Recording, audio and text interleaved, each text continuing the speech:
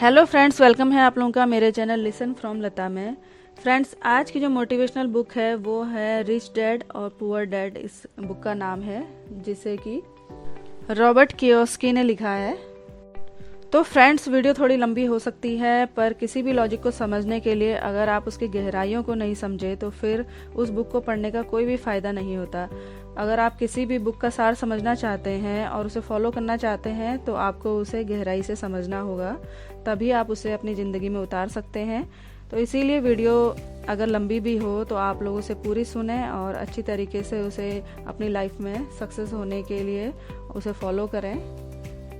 तो फ्रेंड्स, शुरू करते हैं आज की book rich dad poor dad. इस किताब को रॉबर्ट कियोसाकी ने लिखा है। इसमें उन्होंने अपने दो पिताओं से जो सीखा था उसी के बारे में बताया है। उनके दो पिता थे। पहले जो उनके असली पिता थे वो प्रोफेसर थे, फिर भी गरीब थे। उनके दूसरे पिता जो वास्तव में उनके दोस्त माइक के पिता थे, वो स्कूल ड्रॉप आउट थे, लेकिन वो फिर भी अमीर थे। लेखक ने अपने दोस्त के डैड को ही अपना डैड मान लिया था और उनसे रिच होने के काफ़ी गुर सीखे थे, क्योंकि वो खुद बहुत रिच थे। इस किताब में 6 चैप्टर हैं जो किताब के 6 मुख्य सिद्धांतों पर आधारित हैं। आइए एक एक करके हर चैप्टर के बारे में संक्षेप में जान लेते हैं। पहला चैप्टर है the rich don't work for money. अमीर लोग पैसे के लिए काम नहीं करते। जब रॉबर्ट 9 साल के थे तब उन्होंने अपने दोस्त माइक के पिता, जिन्हें वो अपना रिच डैड मानते हैं, उनसे पूछा कि रिच कैसे बना जाता है। रिच डैड ने कुछ बताने के बदले उन दोनों लड़कों को अपने स्टोर की सफाई पर लगा दिया और हफ्ते में सिर्फ 20 रुपए देते थे। कुछ ही हफ्तों में रॉबर्ट निराश हो गए और छोड़कर जाने लगे, क्योंकि इतनी मेहनत करनी पड़ रही थी, वो भी इतने कम पैसों में। तभी उनके रिच डैड ने उन्हें पहला सबक दिया, अमीर लोग पैसे के लिए काम नहीं करते। वो चाहते थे कि रॉबर्ट जॉब की असलियत जान ले और खुद अपना सोर्सेज ऑफ इनकम ढूंढे। ज़्यादातर जॉब्स ऐसी ही होती हैं, 9 से 5 काम करो और थोड़ी सी सैलरी ले लो। इससे रॉबर्ट को इंस्पिरेशन मिला। उसे यह भी पता चला कि जॉब कितना कम पे करती है और कितना उबाऊ काम करना पड़ता है। उसके दिमाग में बिजनेस का आइडिया आया। उसने स्टोर की सफाई करते हुए देखा था कि वहाँ माइक की बहुत सारी पुरानी कॉमिक्स पड़ी हुई थी। उसने माइक के साथ मिलकर उन्हें रेंट पर देने का प्लान बनाया। इस काम को मैनेज करने के लिए माइक की बहन को जॉब पर रख लिया गया। उनका बिजनेस अच्छा चल निकला। इस तरह रॉबर्ट ने 9 साल की उम्र में पहली कंपनी स्टार्ट कर ली। उसे पैसे भी मिल रहे थे और ज़्यादा काम भी नहीं करना पड़ रहा था। अब उसे पैसों के लिए जॉब करने की ज़रूरत भी नहीं थी। अमीर डैड बताते हैं कि डर और लोभ ज़्यादातर लोगों का जीवन नियंत्रित करती है। लोग पैसे की कमी ना हो इसलिए काम करते हैं, और जैसे ही पैसा आ जाता है तो नई चीज़ें खरीदने की लालच उनमें जाग जाती है। फिर यही लालच उन्हें पैसे कमाने पर मजबूर कर देता है। और फिर ये डर कि कहीं वो अपना बिल नहीं चुका पाएंगे, कहीं वो गरीब ना हो जाए, इसलिए वो कड़ी मेहनत करते हैं और पैसा कमाते हैं। रिच डैड इसे रैट रेस कहते हैं, चूहे की दौड़। कैसे लोग डर और लालच की वजह से इस रेस में फंसे हुए हैं। ऐसा नहीं है कि लोगों को ये रेस अच्छा लगता है, पर बचपन से लोगों के मन में बैठी बातें उन्हें इस रेस का हिस्सा बनाए रखती हैं।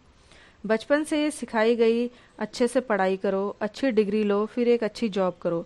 अगर कुछ अलग ट्राई किए तो सिर्फ असफल ही होंगे, कोई दूसरा कामयाब नहीं होने देगा। और यही बात लोगों को इस रेस से जोड़े रखती है। ये सच है कि इस रैट रेस का हिस्सा बने रहने से आप कभी गरीब नहीं बनोगे, अपने बिल्स चुका पाओगे, लग्जरी खरीद पाओगे, पर कभी अमीर नहीं बन पाओगे, एक क्वालिटी लाइफ नहीं जी पाओगे।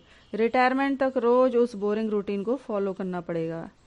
तो बात ये आती है कि क्या करें। पहले पूरे हिम्मत करके इस रैट रेस से निकलें।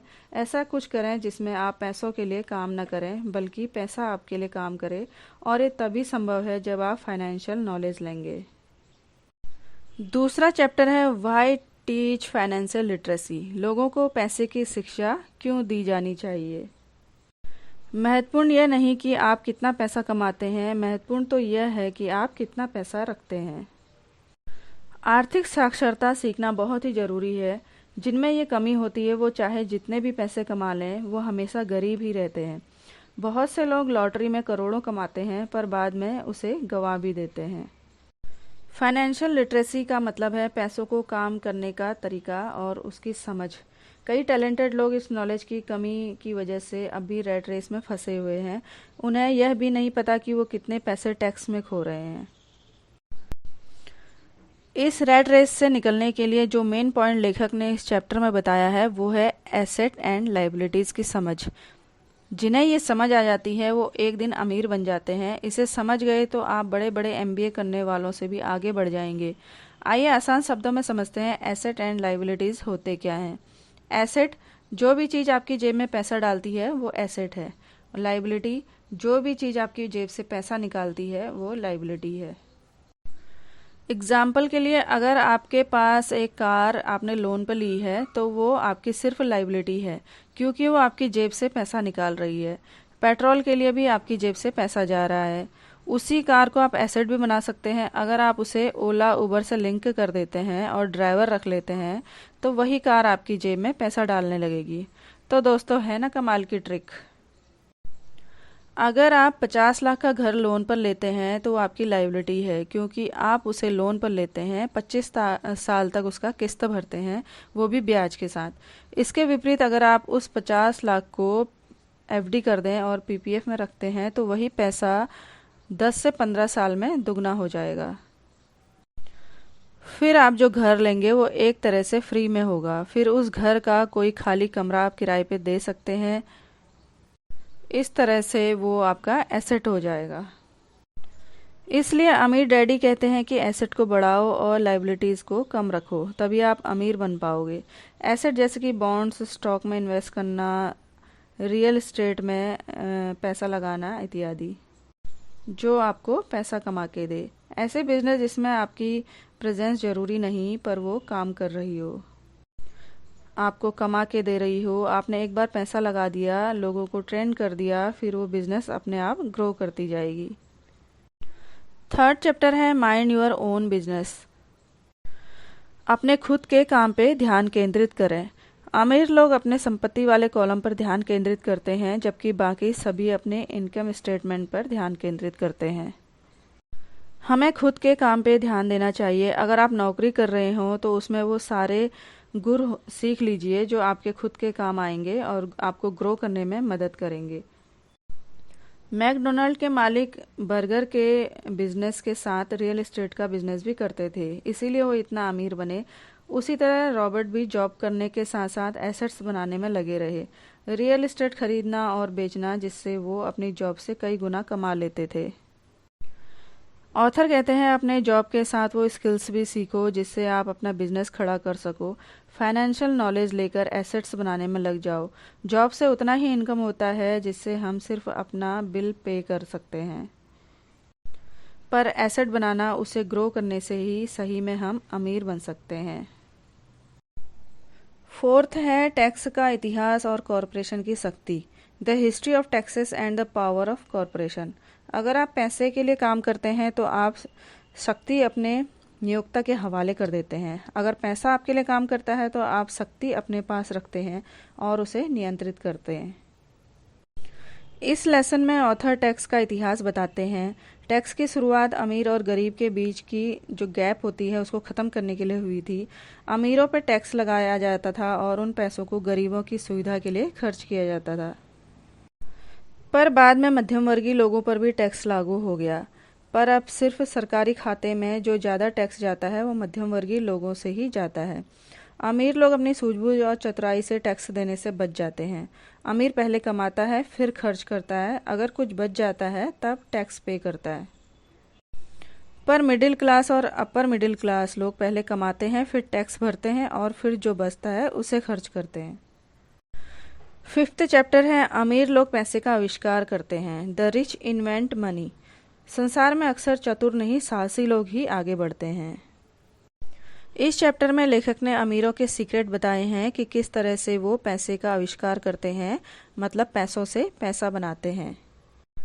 आइए इसे कुछ एग्जाम्पल से समझते हैं। एक अमीर व्यक्ति ने देखा कि एक बहुत पुरानी बिल्डिंग थी जिसे उसका मालिक बेचना चाहता था, लेकिन बिक नहीं रही थी क्योंकि उसके आसपास बहुत कचरा था। बिल्डिंग का प्लास्टर भी उतर रहा था।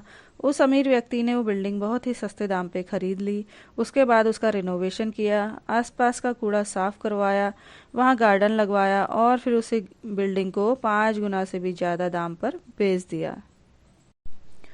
एक फिल्म स्टार जब अमीर बन गया तो उसने उससे और पैसा कमाना चाहा, लेकिन उसे बिजनेस करना नहीं आता था। उसने कंसल्टेंसी के लोगों को हायर किया और पूरे देश में जिम स्टार्ट करवा दिए। इससे वो और भी रिच होता गया। तो देखा दोस्तों, अमीर कैसे और कैसे ज़्यादा अमीर बनते जाते हैं और मिडिल क्लास कैसे सारी ज़िंदगी नौकरी में ही खपते रहते हैं। और सच यही है कि पैसे से ही पैसा बनता है। 6 चैप्टर है, सीखने के लिए काम करें, पैसे के लिए काम न करें। Work to learn, don't work for money. नौकरी की सुरक्षा गरीब डैडी के लिए सब कुछ थी, सीखना अमीर डैडी के लिए सब कुछ था। कोई भी आइडिया तभी काम करता है जब उस पर एक्शन लिया जाए, उस पर अच्छी नॉलेज लिया जाए। ऑथर अपने जीवन में कई तरह के काम करते रहे जिससे उन्हें हर क्षेत्र में नॉलेज मिलती रही और यही उन्हें एक सफल व्यवसाय बनने में भी मदद की। इसीलिए सिर्फ मंथ के आखिरी में मिलने वाली सैलरी के लिए काम न करें, बल्कि कुछ सीखने के लिए काम करें। अलग अलग फील्ड की नॉलेज लें और उन फील्ड के एक्सपर्ट्स के साथ जुड़ें। उन्हें अपने काम के लिए रखें जो फिर आपका काम ग्रो करने में मदद करेंगे। बिजनेस चलाने के लिए आप लोगों को 3 चीज़ें आनी चाहिए। द कैश फ्लो मैनेजमेंट, इसमें पैसे का हिसाब किताब होता है, इन्वेस्टमेंट कहाँ से लाएं, सैलरी कैसे देते हैं इत्यादि। सेकंड है मैनेजमेंट ऑफ सिस्टम्स, इसमें अलग अलग डिपार्टमेंट को मैनेज करना सीखना होता है, जैसे प्रोडक्शन, फाइनेंस, मार्केटिंग इत्यादि। तीसरा है पीपल मैनेजमेंट, इसका मतलब है एम्प्लॉय से कैसे डील किया जाता है। जैसे कोई भी कंपनी ओनर हर स्टाफ से डायरेक्टली बात नहीं करता, इसके लिए हर लेवल पर एम्प्लॉयज़ होते हैं, जैसे डायरेक्टर, प्रोजेक्ट मैनेजर, सुपरवाइज़र इत्यादि। अब इस बुक की कुछ मुख्य बातों को जान लेते हैं। पहला है फाइनेंशियल नॉलेज, आर्थिक साक्षरता लेनी चाहिए ज़रूर से ज़रूर और एसेट्स बनाने चाहिए। अमीर लोग लग्जरी बाद में खरीदते हैं, पहले वो एसेट्स बनाने में जुट जाते हैं, उससे मिले पैसों से ही फिर वो लाइबिलिटीज़ खरीदते हैं। सबसे पहले खुद को पे करें और उन पैसों को इन्वेस्ट करने में लगाएं जिससे आपकी एसेट्स बढ़े। पैसों से जुड़े डर को हैंडल करना सीखें। पैसों के मामले में सक्सेस इस बात पर निर्भर करती है कि हम अपने डर को कितने अच्छे से संभाल सकते हैं। बहुत सारे लोग अच्छे अपॉर्चुनिटीज़ को गंवा देते हैं क्योंकि उन्हें रिस्क लेने से डर लगता है। और कोई भी बिजनेस आप शुरू करें तो बिना रिस्क के इम्पॉसिबल है। हर बिजनेस में रिस्क जरूर होता है, पर आप में हिम्मत होनी चाहिए। सेलिंग स्किल्स होनी चाहिए। कई टैलेंटेड लोग पिछड़े रह जाते हैं क्योंकि उन्हें अपनी कला बेचने का स्किल पता ही नहीं होता। कई लोग अपनी मार्केटिंग टेक्निक से साधारण चीज़ को भी असाधारण बनाकर मशहूर कर देते हैं। और सबसे बड़ा एसेट आपका मस्तिष्क है, उसकी एबिलिटी को बढ़ाएं अच्छी स्किल्स और नॉलेज से। ये कभी ना कहें कि मैं ये खरीद नहीं सकता। जब हम कहते हैं मैं ये नहीं कर सकता तो दिमाग उसके बारे में सोचना ही बंद कर देता है। खुद से पूछें मैं ये कैसे खरीद सकता हूँ, तभी दिमाग में नए नए तरीके आएंगे। अपॉर्चुनिटीज़ को पहचानें और उस पर एक्शन लें और खुद पे भरोसा करें, ये सबसे मेन चीज़ है। तो फ्रेंड्स, आई होप कि आप लोगों को ये बुक बहुत पसंद आई होगी। इसमें बिजनेस को बहुत ही अच्छे सरल शब्दों में समझाया गया है जिसे हर किसी को इसे जानना इजी हो जाए और हर कोई अमीर बन सके। तो फ्रेंड्स, आप भी शुरू हो जाइए आज से ही इसे अपने जीवन में फॉलो करना। तो मिलते हैं हम नेक्स्ट वीडियो में नई किसी स्टोरी, मोटिवेशनल स्टोरी के साथ। तब तक के लिए thank you so much, bye bye.